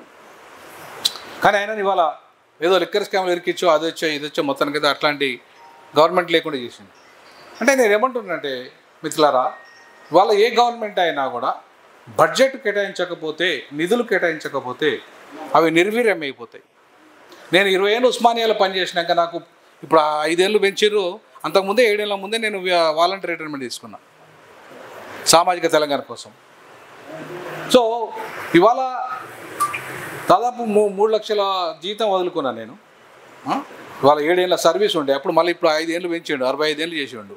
అంటే ఇప్పుడు ఆ 7 ఈ 5 పెంచితే ఎంతైతే 12 ఏళ్ళ సర్వీస్ పోయింది నాది. సో 12 ఏళ్ళ సర్వీస్ వదులుకొని ఇవాళ ఉద్యమంలో వచ్చిన రాజీనామా చేసి. కానీ ఇవాళ ప్రజలు సిద్ధంగా ఉన్నారా నాకు ఓటేయడానికి? లేరు. కానీ మేము మొత్తం మా జీతాలనే వదులుకున్నాం. మా జీతాలను వదులుకుంటే మా పిల్లల జీవితాలను కూడా వదులుకున్నట్టేగా, అవునా కదా? సో కాబట్టి కోట్లాది రూపాయలు ఇవాళ నేను వదులుకోవడానికే 3.5 కోట్లు. ఇప్పుడు ఇంకా 5 ఏళ్ళు పెంచింది కాబట్టి దగ్గర దగ్గర ఒక 7 కోట్ల దాకా నేను లాస్ అవుతున్నా. 5-6 కోట్లు 7 కోట్ల దాకా లాస్ అవుతుంది. అయినా దాని గురించి నేను వరి కావట్లేదు. కోట్లాది మంది జీవితాలు ఎట్లా బాగు చేయాలి అనేది మన కార్యక్రమంగా పెట్టుకున్నాం. 4 కోట్ల 3.5 కోట్ల 4 కోట్ల ప్రజల జీవితాలను ఎట్లా మార్చాలి, మనం ఎట్లా మార్చాలి? విద్య అనేది ఒక ఆయుధం. ఒక వ్యక్తి యొక్క వికాసం కానీ సమాజ వికాసం కానీ విద్య ద్వారా మాత్రమే జరుగుతుంది. Education is not only for getting degrees. Education is not only for getting employment. Education meant for the emancipation of individuals and also emancipation of the society. ఒక చదువు ఒక వ్యక్తిని తన వ్యక్తిత్వాన్ని మార్చాలి, తర్వాత తన కుటుంబాన్ని మార్చాలి, తన సమాజాన్ని కూడా మార్చాలి. కేవలం డిగ్రీలు చదివినంత మాత్రాన, డాక్టరేట్ ఉన్నంత మాత్రాన, ప్రొఫెసర్లు అయినంత మాత్రాన, ఇంజనీర్లు అయినంత మాత్రాన, పెద్ద పెద్ద చదువులు అయినంత మాత్రాన లాభం లేదు. చదువు అనేది ఒక్క డిగ్రీలతో మనం పోల్చలేము. ఒక మనిషి తన సమాజాన్ని మార్చిన వాడే నిజమైన విద్యావంతుడు. తను మారాలి, తన సమాజాన్ని మార్చాలి. ఆయనే నిజమైన విద్యావంతుడు, ఆయనే నిజమైన నాయకుడు. ఇప్పుడు మన శ్రీనివాస్కి ఏం అవసరం అండి? ఆయన లక్షలాది జీతం వస్తుంది, మెడికల్ ఆఫీసర్. ఏం అవసరం? మీటింగ్లు పెట్టాలి, తరచుగా మీటింగ్లు పెట్టుకుంటే సమాజం గురించి ఎందుకు మాట్లాడాలి? బాధ్యత. ఆయన చదువుకునేందుకు నేను ఒక్కరిని బాగుపడదు కాదు, నా సమాజం కూడా బాగుపడాలనే ఉద్దేశంతో కదా, అంతే కదా. సో నేనొక్కరిని ప్రొఫెసర్ అయితే సరిపోదు, ఇంకా నా సమాజంలో చాలామంది ఇప్పుడు 95%లో మనం 5%ఏ ఉద్యోగాలు పొందుతున్నాం. 95% ప్రజలకు ఉద్యోగాలు లేవు. 90% ప్రజలకి ఉద్యోగాలు లేవు. 5%ఏ ఉద్యోగాలు సంపాదిస్తున్నాం అంతే. మరి మిగతా వాళ్ళు ఎట్లా బతకాలి? వాళ్ళ బతుకు తెలియదు ఎట్లా? కనీసం స్వయం ఉపాధి పథకమైన ఉండాలి కదా వాళ్ళకి. ఒక ఆటో నడిపొస్తే ఒక సొంతగా ఆటో కొనిచ్చే వాళ్ళుగా ఉండాలి కదా. ఒక కారు డ్రైవింగ్ వస్తే ఆ కారు కొనిచ్చే ప్రభుత్వం ఉండాలి కదా. ఒక పరిశ్రమ పెట్టాలంటే ఆ పరిశ్రమకు రైతులు ఇచ్చే ప్రభుత్వాలు ఉండాలి కదా. ఎక్కడ పెట్టుకుంటారు? ఇప్పుడు సామాన్య ప్రజలు, పేద ప్రజలే కదా. ఇక్కడ 60% ఇంకా వ్యవసాయం మీద ఆధారపడి బతున్నాం కదా. మనం ఏడ పెట్టుకుంటాం? మనం వేడికెళ్ళి వస్తాయి మనకు డబ్బులు. సో ఒక్కొక్కడికి పారిశ్రామికవేత్తలకు కోట్లాది రూపాయలు, లక్షలాది రూపాయలు, కోట్ల విలువ చేసే భూములు ఫ్రీగా ఇస్తున్నారు. మరి మనకు ఇవ్వడానికి ఎందుకు వస్తలేదు వాళ్ళకి? మనమే కదా ప్రభుత్వం ఓటేసింది, మనమే కదా వాళ్ళని గెలిపించింది, మనమే కదా సీట్లో కూర్చోబెట్టింది. ఎందుకంటే వాళ్ళకి రాజ్యాంగం తెలియదు, చదవరు, రాజ్యాంగ విలువలు అసలే పాటించరు. ఇవాళ పాటిస్తే ఈ ముసాయిదా, కేంద్ర ప్రభుత్వం ముసాయిదా ఏదైతే యూజీసీ ముసాయిదా ఉందో అది పూర్తిగా సమాఖ్య భారతదేశానికి వ్యతిరేకం. సమైక్య భారతదేశం. మీరు ఆర్టికల్ 1 తీసుకుంటే ఏం చెప్తుంది? ఆర్టికల్ 1 అంటే India that is Bharat union of states అని చెప్తుంది. అంటే ఇండియా అనేది ఒక భారతదేశం, అది రాష్ట్రాల సమైక్య అని చెప్తుంది. అది రాష్ట్రాలు అనగలిగితేనే దేశం, రాష్ట్రాలు లేకపోతే దేశమే లేదు. అంటే ఒక ప్రధానమంత్రి మాత్రం నిర్ణయించాలి. ఎవరిని? వైస్ ఛాన్సలర్ని నిర్ణయించాలి. ఒక గవర్నరే నిర్ణయించాలి వైస్ ఛాన్సలర్. మరి అట్లాంటి ముఖ్యమంత్రి ఎందుకు ఉండాలి ఇక్కడ? ముఖ్యమంత్రి ఎందుకు? ఇంకా ఇప్పుడు ఒక ప్రధానమంత్రి, ఒక గవర్నరు వాళ్ళు డిసైడ్ చేసుకుంటే వైస్ ఛాన్సలరు ఈ రాష్ట్రంలో ఒక ముఖ్యమంత్రి ఉంటాడు, ఆ ముఖ్యమంత్రి వాళ్ళ 60% నిధులు కేటాయిస్తాడు, యూనివర్సిటీలకి జీతం ఇస్తాడు, యూనివర్సిటీలో ఇన్ఫ్రాస్ట్రక్చర్ డెవలప్ చేస్తాడు, యూనివర్సిటీలను అన్ని కాపాడతాడు. 60% నిధులు ఇచ్చే అతనికి ఏం నిర్ణయాధికారం లేకపోతే ఆ రాష్ట్ర ముఖ్యమంత్రి ఎందుకు నిధులు ఇవ్వాలి ఆ యూనివర్సిటీకి? గవర్నర్ దగ్గర ఏమైనా ఫండ్స్ ఉంటాయా? ఏమైనా ఉంటుందా? బడ్జెట్ ఏమైనా కేటాయించే కెపాసిటీ అని ఉంటుందా గవర్నర్కి? ఏముండదు. మరి అట్లాంటప్పుడు వైస్ ఛాన్సలర్ నిర్ణయించే అధికారం గవర్నర్కి ఎట్లా? అంటే కేంద్ర ప్రభుత్వ అజమాయిషిలో పూర్తిగా ఇవాళ మోడీ అజమాయిషిలో వ్యవస్థలన్నీ సర్వనాశనమై కూర్చునిపెట్టినాయి, ఇంక్లూడింగ్ యూజీసీ. ఇవాళ నీకు చదువు రాకపోయినా నా ఉస్మానియా స్టూడెంట్స్ చాలామందికి అక్షరం ముక్క రానోళ్ళు ప్రొఫెసర్లు అయింది. ఇప్పుడు అక్షరం ముక్క రానోళ్ళు నాకు తెలిసిన వాళ్ళు అక్షరం ముక్క రానోళ్ళు సెంట్రల్ యూనివర్సిటీలలో ప్రొఫెసర్ అయ్యిండు. ఎట్లయిండు వాళ్ళకు ముక్క రాదు వాళ్ళకు. నాకు తెలుసు వాళ్ళ స్టాండర్డ్స్ ఏందో. నేను ఛాలెంజ్ చేసి చెప్తున్నాను, అక్షరం ముక్క రానోళ్ళు, కనీసం పిహెచ్డి టైటిల్ తెలియని వాళ్ళు, ఎన్నడూ కాలేజీలలో పోయి చదవని వాళ్ళు, ఎప్పుడు లైబ్రరీలో పోయి చదవని వాళ్ళు ప్రొఫెసర్లు అయ్యి వాళ్ళ నెట్ ఎగ్జామ్ లేని వాళ్ళు, కాపీ కొట్టి పాస్ అయిన వాళ్ళు, మరి వాళ్ళు ఎట్లా దేశ భవిత నిర్మిస్తారండి? ఉత్తమమైన విద్యార్థులను ఎట్లా తయారు చేస్తారు వాళ్ళు? అసిస్టెంట్ ప్రొఫెసర్ నియామకం ఒకప్పుడు ఎట్లుండేదంటే నెట్ పాస్ కావాలా. ఇప్పుడు నేనైతే నెట్ పాస్ అయ్యి వచ్చాను లా డిపార్ట్మెంట్లో. అప్పుడు నాకు ఇంకా డాక్టరేట్ కూడా లేదు. నువ్వే ఒక ఎగ్జామ్ పెడతావు, నువ్వే ఒక ఎగ్జామ్ ఆల్ ఇండియా లెవెల్లో పెడతావు. ఇక్కడ కాదు, ఆల్ ఇండియా లెవెల్లో ఒక net exam, UGC net exam ఉంటుంది. అది క్రైటీరియా ఉండే ఎప్పుడు అసిస్టెంట్ ప్రొఫెసర్ కోసం. అది చాలా టఫ్ ఎగ్జామ్. మా డిపార్ట్మెంట్లో నేను కాకతీయ యూనివర్సిటీలో చదువుకున్నా, నేను ఒక్కనే పాస్ అయినా. అంతవరకు ఏ అగ్రకులం కూడా పాస్ కాలే, నెట్ పాస్ కాలే మా డిపార్ట్మెంట్లో, law department. I'm the first person who qualified net in the law department. So అట్లాంటి టఫ్ ఎగ్జాము ఇవాళ మనకు విలువ లేకుండా చేసింది. నెట్తో సంబంధం లేదట అపాయింట్మెంట్కు. ఒకప్పుడు నెట్ ఉంటే తప్ప నీకు పిహెచ్డి ఉన్నా సరే నెట్ లేకపోతే ఉద్యోగం ఇచ్చేటోళ్ళు కాదు. ఇప్పుడు పిహెచ్డీ ఏముంది, కాపీ కొట్టి పాస్ అవుతారు. అక్కడ కాపీ కొట్టి వాడు మామూలు బెయిరిచ్చి పిహెచ్డీ అడ్మిషన్ తీసుకుంటాడు, ఒకరు పైసలు ఇచ్చి రాయించుకొచ్చుకుని సబ్మిట్ చేస్తాడు. అది ఎట్లా క్వాలిఫైడ్ అవుతుంది? ఎవడు పడితే వాడు వస్తాడా దాంట్లో? ఇలా పిహెచ్డీ అడ్మిషన్లో ఉస్మానియా యూనివర్సిటీలో ఎంత లొల్లి అవుతుంది ఎవ్రీ ఇయర్. అక్షరం ముక్కర్ అన్నాడు కూడా పిహెచ్డీ నువ్వేం చెప్తానో చదువుతాను అంటాడు, పిహెచ్డీ చదువుతా అంటాడు. కానీ మనకు టైటిల్ తెలియదు, పిహెచ్డీ టైటిల్ తెలియదు వాళ్ళకి, బెయిరిచ్చి తీసుకుంటారు అంత సీటు. సో ఇట్లాంటి వాళ్ళను ప్రోత్సహించడానికి యూజీసీ వాళ్ళ నెట్ అవసరం లేదని చెప్తుంది. దానికి క్వాలిఫికేషన్ ఇచ్చి పడేసింది. పిహెచ్డీ అనేది మ్యాండేటరీ పెట్టింది మళ్ళీ. అంటే మాస్ కాపీంగ్ కొట్టుకోర్రా, పిహెచ్డీ చేసుకోండి, నేను ఇచ్చేస్తా అంటుంది. అదే ఒక క్వాలిఫైడ్ యూపీఎస్సీ ఎగ్జాము ఒక ఐఏఎస్ కావడానికి, ఒక ఐపీఎస్ కావడానికి తమ్ముడు ఈ మెటామైండ్ పిల్లోడు 2 సార్లు నేను యూపీఎస్సీ ఎగ్జామ్ రాసిన కాలేదని చెప్పేసిండు తమ్ముడు. పోలేదు, నేను నాకు సెలెక్ట్ కాలేదన్నాడు. ఎంత టఫ్ ఉంటుంది అక్కడ ఎగ్జామ్. అంటే ఎంత క్వాలిఫైడ్ పర్సన్స్ ఎన్ని గంటలు చదువుతారు ఒక్కొక్కరు? రోజుకు ఒక 18 గంటలు చదువుతారు పాపం పిల్లలంతా. అట్లాంటి వాళ్ళు ఇలా ఐఏఎస్ కొట్టాలంటే ఎంతో ఇబ్బంది పడాల్సి వస్తుంది, ఐపీఎస్ కావాలంటే. మరి జ్యుడిషియల్ ఎందుకు లేదు? ఒక న్యాయమూర్తి ఎందుకు ఆ ఎగ్జామ్ పెట్టలే వాళ్ళ? ఎందుకు లేదు? నువ్వు ఎందుకు ఇప్పటివరకు నువ్వు 11 ఏళ్ళ ప్రభుత్వంలో నీకు జ్యుడిషియల్ కమిషన్ని ఎందుకు అపాయింట్ చేసిన దాన్ని సుప్రీంకోర్టు ఎట్లా కొట్టేస్తుంది? నువ్వెట్లా ఒప్పుకుంటావు? ముఖ్యంగా తెలంగాణ ఉద్యమకారుల ఫోరం ఆ ప్రోగ్రాం తీసుకున్నందుకు ఈ సందర్భంగా చప్పట్లతో అభినందిస్తాం చీమ శ్రీనివాస్ గారిని. ఎందుకంటే జనరల్గా ఇట్లాంటి విషయాల మీద మాట్లాడతలేరు సరిగా. Founder and coordinator. This is a very important part. We have to oppose this UGC draft rules and all. Even in Karnataka, Tamil Nadu government already passed the resolution. We have to demand the Telangana government also. We are demanding in Karnataka. Thank you for the opportunity. Telangana Udyama Forum.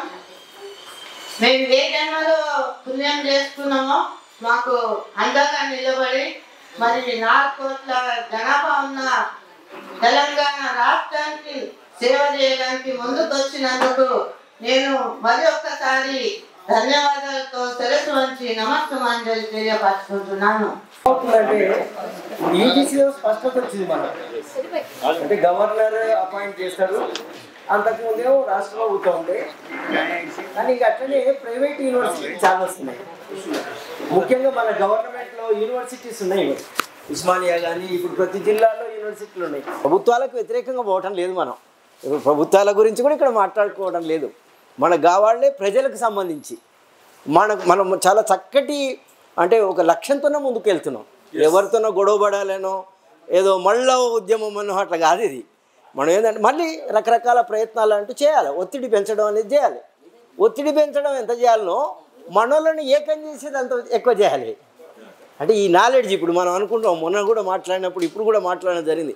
కాబట్టి జిల్లాలలో మిగతా public కూడా తెలియాలి, తెలంగాణలో ఉన్నటువంటి అవకాశాలు మనకు రావాలి, మన వాళ్లకు లభ్యం కావాలి, మనం అందులో కొంతమైనా ప్రయోజనం చెందాలి. తెలంగాణ తెచ్చుకున్నంత మాత్రాన మనకేం ఒరిగింది లేదు. కాబట్టి ప్రజలకు లాభం జరగాలి, ఉద్యోగ అవకాశాలు లాభం జరగాలి. ఏదైతే నినాదంతో నా తెలంగాణ తెచ్చుకోవడానికి ప్రయత్నం చేసినామో అవన్నీ అమలు కావాలి అన్నటువంటిది ఉద్యమకారుల సంఘం తరఫున మనం ఫోరం తరఫున మాట్లాడుతున్నది. కాబట్టి మిగతా ఇది ఒక అంటే కొద్ది సమయం పెట్టుకొని చేసేదైతే ఉండదు, ఇక ఇది నిరంతరం చేయాల్సినటువంటి కార్యక్రమం. అలా అలాంటి కార్యక్రమానికి నాయకత్వం వస్తున్నటువంటి శ్రీనివాస్ అన్న గారికి అభినందనలు తెలియజేసుకుంటూ చాలా చక్కటి సమావేశాన్ని ఏర్పాటు చేసినాం. కాబట్టి విద్యను ముందుకు తీసుకుపోవడంలో తప్పకుండా నేను కూడా అన్న ఎక్కడైనా జిల్లాలో పెడితే కూడా మనం వచ్చి మాట్లాడి అక్కడ కొంత ఎడ్యుకేట్ చేద్దాం.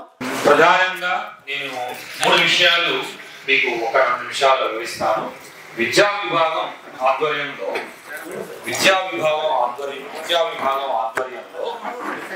ప్రధానంగా అందరికీ విద్య అందాలనేది ఒకటి, అందరికీ విద్య అందాలి. రెండవది నాణ్యమైన విద్య అందాలి. మూడవది మనం చీమా శ్రీనివాస్ గారు చెప్పినట్టుగా తెలంగాణలో ముఖ్యంగా కొన్ని ముఖ్యమైన జిల్లాలలో ఉన్న ఆంధ్ర కార్పొరేట్ విద్యా సంస్థల గురించి మనం వ్యతిరేకం కాదు, కానీ మన తెలంగాణ బిడ్డలు ఏవైతే విద్యా సంస్థలు నెలకొల్పుకున్నారో వాళ్ళందరికీ ఆ విద్యా సంస్థలని బలోపేతం చేయడం, ఆ విద్యా సంస్థలకు అండగా ఉండడం ఒకటితో పాటుగా ప్రధానంగా విద్యారంగానికి బడ్జెట్లో నిధులు కేటాయించాలి. అత్యంత ముఖ్యమైన విషయం ఇందనక వినోద్ కుమార్ గారు, విజయ్ కుమార్ గారు చెప్పినట్టుగా ప్రభుత్వ పాఠశాలలు బలోపేతం అయితే ప్రైవేట్ రంగం వైపు పోవాల్సిన అవసరం కూడా లేదు. కాబట్టి ఇవాళ నిర్వీర్యం చేస్తున్నది ప్రభుత్వాలే, ప్రభుత్వ రంగాలని, ప్రభుత్వ రంగ విద్యా సంస్థలను నిర్వీర్యం చేస్తున్నది ప్రభుత్వాలే. ఈ విషయం మనకు తెలియనట్లేదు. మనం ఒక వాచ్ డాగ్ లాగా ఉండి ప్రభుత్వం విద్యారంగానికి ఎంత నిధులు కేటాయిస్తున్నది దానిపైన మనం నిలదీయడం, అదేవిధంగా ప్రభుత్వ విద్యా సంస్థల్ని బలోపేతం చేస్తూ మరోపక్క యూనివర్సిటీ స్థాయిలలో కూడా మనం ఇవాళ జగదీష్ అన్న లాంటి వ్యక్తులు ఒక జగదీష్ అన్న ఒక ఇబ్బంది చెప్పాడు. ఇలాంటివి చాలా ఉన్నాయి. మన తెలంగాణ బిడ్డలకు జరిగినటువంటి అన్యాయాలు, తెలంగాణ బిడ్డలకు జరుగుతున్నటువంటి అన్యాయాన్ని మనం ప్రశ్నిస్తూ మనం అదేవిధంగా యువతకు ఉపాధి అవకాశాలు పెరగడానికి స్కిల్ డెవలప్మెంట్ ప్రోగ్రామ్స్ కూడా తీసుకుందాం. మనం దానికి సంబంధించి కూడా తిరిగి మనం ఒకసారి విద్యా కమిటీని ఏర్పాటు చేసుకొని చీమా శ్రీనివాస్ గారి ఆధ్వర్యంలో రాష్ట్రంలో విద్యారంగం బలోపేతం కావడంతో పాటుగా నిరుద్యోగ యువతకు ఉపాధి అవకాశాలు పెరగడానికి మనం వంతుగా ప్రయత్నం చేద్దాం. వీటన్నిటికీ రాష్ట్ర జిల్లా కమిటీలు సహకరించాల్సిందిగా మనందరినీ కోరుతూ ఈ మొదటి విద్యా విభాగం సమావేశాన్ని సక్సెస్ చేసిన మీ అందరికీ కృతజ్ఞతలు తెలియజేస్తూ శ్రీనివాస్ గారు. మన విశ్వనాథ్ సార్ గారు చెప్పినట్టు ఈ యొక్క విభాగము ప్రభుత్వానికి మన తెలంగాణ ప్రజలకి మధ్య వారధిగా ఉంటుంది. మనకేమో ప్రభుత్వాలకి సూచనలు సలహాలు ఇస్తూ ఇవాళ మన విద్యార్థులకి తెలంగాణ విద్యార్థులకి ఉచితంగా కోచింగ్ సెంటర్స్ కానివ్వండి, అదేవిధంగా స్కిల్ డెవలప్మెంట్ ఈరోజు కంప్యూటర్ రంగంలో కానీ అదేవిధంగా ఆర్టిఫిషియల్ ఇంటెలిజెన్స్లో కానీ అనేక స్కిల్ డెవలప్మెంట్ కార్యక్రమాలు వస్తున్నాయి. వాటిని కూడా మన ప్రభుత్వంతో మాట్లాడి మన తెలంగాణ విద్యార్థులకి నిరుద్యోగులకి ఉచితంగా వచ్చేటట్టు మనం ప్రయత్నం చేద్దామని మన విశ్వనాథ్ సార్ గారు కానీ విజయ్ కుమార్ సార్ గారు కానీ చెప్పడం జరిగింది. వాళ్ళ ఆధ్వర్యంలో వాళ్ళిద్దరు ఆధ్వర్యంలో మన అందరం కూడా పనిచేద్దాం. ఒకవైపు ఉద్యమకారుల కోసం పనిచేస్తూనే మన విద్యార్థుల కోసం మనం పనిచేయాల్సిన అవసరం ఉంది. కాబట్టి దీన్ని అందరూ కూడా సీరియస్ తీసుకొని ముందుకెళ్దామని కోరుకుంటూ ప్రొఫెసర్ నతానిల్ గారు మాట్లాడిన తర్వాత మన యొక్క ప్లీనరీ మీద మన డిస్కషన్ ఉంటుంది. ప్రొఫెసర్ నతానిల్ సార్ గారిని మాట్లాడాల్సిందిగా ఉంటుంది. సభకు నమస్కారం. ఈ సభను నిర్వహిస్తున్న డాక్టర్ చీమా శ్రీనివాస్ గారు, మిగతా పెద్దలు అందరికీ నా యొక్క నమస్సుమాంజలు తెలియజేస్తున్నాను. ఈరోజు యూజీసీ ముసాయిదా ఫెడరల్ స్ఫూర్తిని టాపిక్గా తీసుకొని ఈ కార్యక్రమాన్ని నిర్వహిస్తున్నందుకు నేను వీరిని అభినందిస్తున్నాను. మంచి టాపిక్ తీసుకున్నారు. యూజీసీ తన విధిని నిర్వహించాలి. యూనివర్సిటీలను అది మేనేజ్ చేసే ఒక పెద్ద సంస్థ. యూనివర్సిటీకి వచ్చే బడ్జెట్ను అదే చూడాలి, డిస్ట్రిబ్యూషన్ కూడా అదే చూడాలి. అయితే గవర్నమెంట్ నుంచి యూజీసీకి వచ్చే బడ్జెట్ క్రమంగా తగ్గించుకుంటా వచ్చినారు. ఒకప్పుడు 20% ఉండే ఎడ్యుకేషన్కు ఇచ్చే బడ్జెట్, అది 18, 19 అవ్వకుండా తెలంగాణకు వచ్చేసరికి తెలంగాణ ఏర్పడ్డప్పుడు 14% ఉండే, ఇప్పుడు 6%లో పడేసిండ్రు. 6% అయిపోయింది. అంటే డబ్బులు ఎక్కువ వస్తున్నాయని చూపిస్తున్నారు. అది 14% ఉన్నప్పుడు దాదాపు ఒక 20 కోట్లు ఉండే. 20 అంటే 14% ఉన్నప్పుడు కొన్ని వేలు వచ్చేది. ఇప్పుడు 6% అయిన మూలే బడ్జెట్ పెరిగింది కాబట్టి ఇంకా ఎక్కువ డబ్బులు కనిపిస్తున్నాయి. ఒక ఉదాహరణకి 100 రూపాయలు ఇచ్చేది ఉంటే దాంట్లో 14% అంటే 14 రూపాయలు వస్తాయి. సో నెక్స్ట్ ఇయర్ బడ్జెట్ ఏం చేసినారంటే 200 చేసినారు. డబ్బులు తగ్గించినారు, పర్సంటేజ్ తగ్గించిన వల్ల 14 రూపాయలు లాస్ట్ ఇయర్ వచ్చినాయి. ఇప్పుడు ఏమొస్తాయి? 12 వస్తాయి. కాబట్టి 12, 24 మీకు డబ్బులు పెరిగినాయి అని లెక్క చెప్తున్నారు. కానీ 28 రావాలనేది మనం మర్చిపోయినాం. కాబట్టి ఆ విద్యకు వచ్చే డబ్బులు పెంచాలి. నాకు మా డిపార్ట్మెంట్లో నేను ఎలక్ట్రానిక్స్ బోధిస్తా. ఎక్కడ లోపం జరిగిందో ఒక చిన్న ఎగ్జాంపుల్ చెప్పి నేను ముగిస్తా. ఒక ఆమె 1972లో దమయంతి అని ఒక బ్రాహ్మణం ఉండే స్టూడెంట్.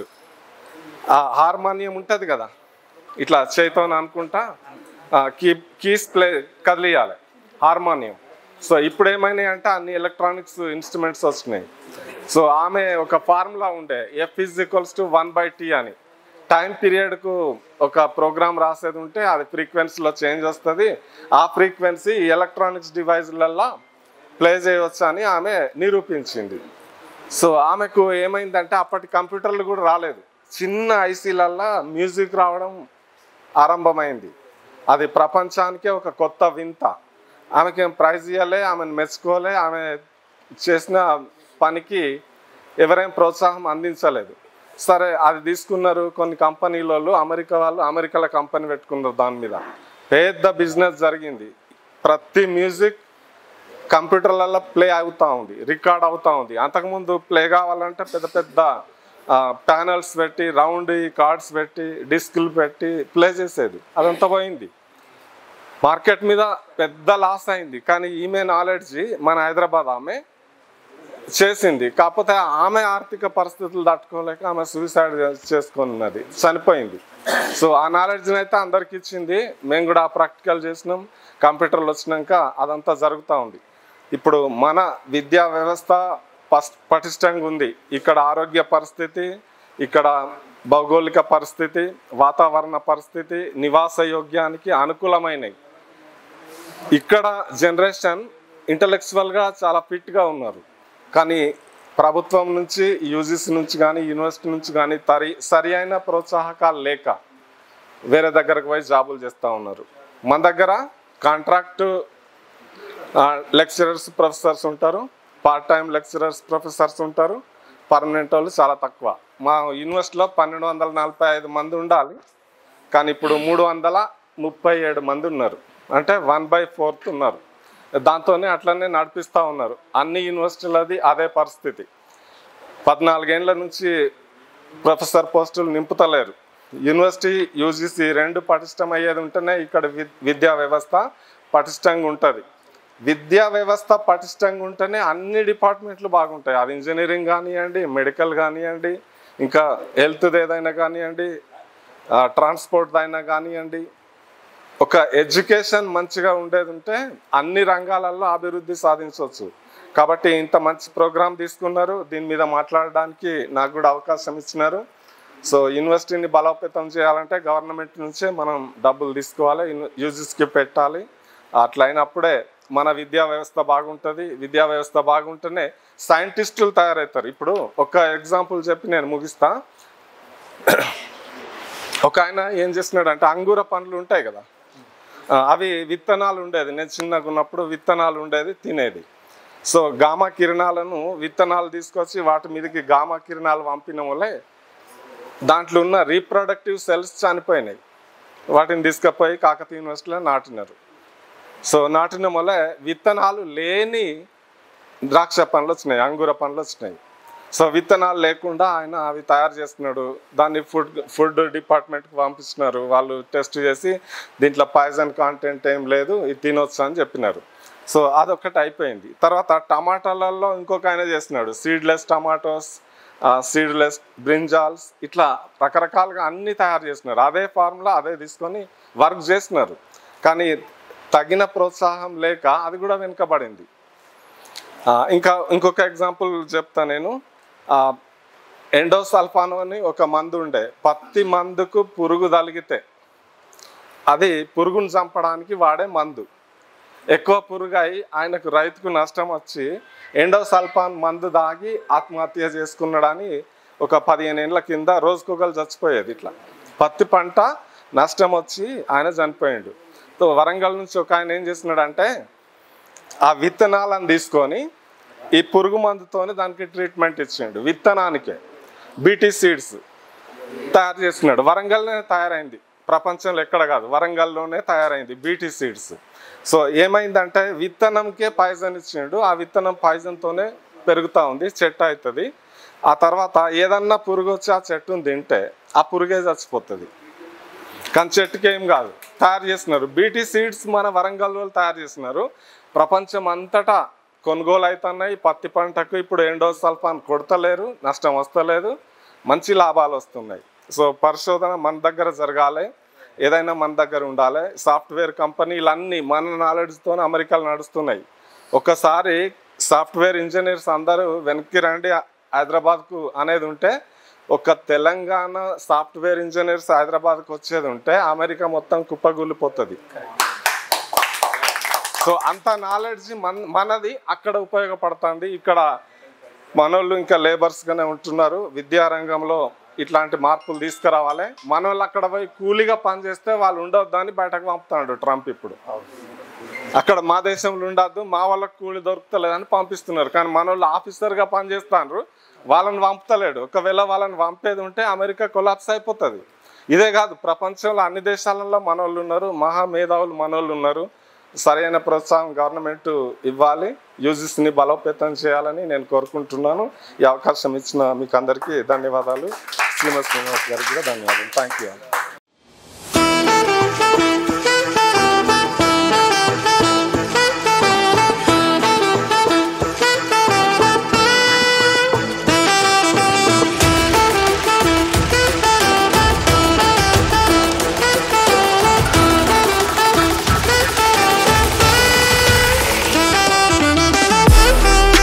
నమస్తే మిత్రులారా, జై తెలంగాణ. తెలంగాణ ఉద్యమకారుల ఫోరం మరియు టఫ్ టీవీ ఎన్నో వ్యయ ప్రయాసాల కోర్చి ఉద్యమకారుల సంక్షేమం మరియు ఆశయ సాధనే లక్ష్యంగా ఎన్నో కార్యక్రమాలు చేపడుతుంది.